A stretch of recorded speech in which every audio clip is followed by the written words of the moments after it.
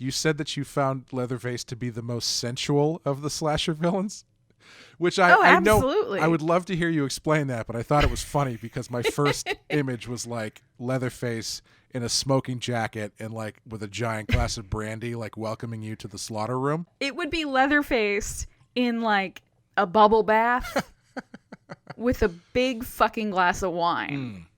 So here's my other like unified theory of this movie.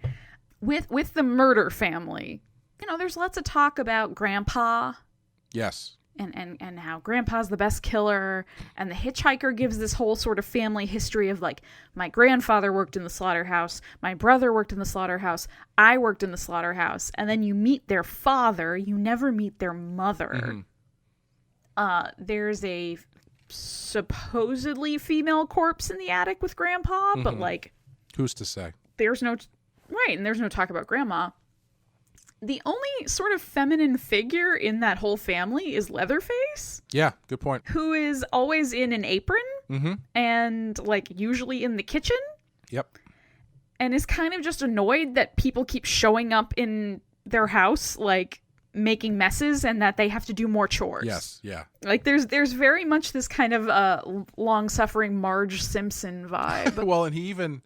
when he in the scene towards the end when they've got Sally tied to the chair and stuff and he's like quote unquote making dinner, he is dressed like a housewife. Absolutely. And later on when they sit down to dinner, he has put on like a suit and tie, but he has another mask on that is very overly made up, like a woman. Yeah, and I think that's part of that's the tie back to Ed Gein, who had that obsession with his own mother.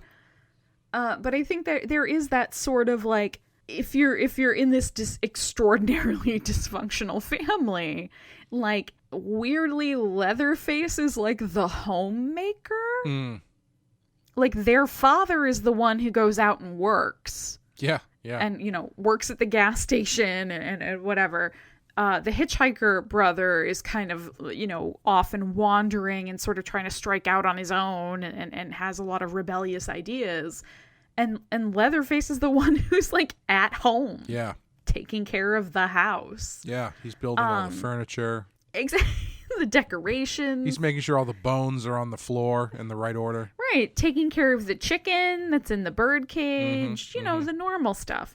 Yeah. But there is something because of that. It's a character that's very rooted in the mundane and the sort of like day-to-day physicality of like doing chores and preparing and butchering meat, which in this case is people. Leatherface reacts to the world around him. Right.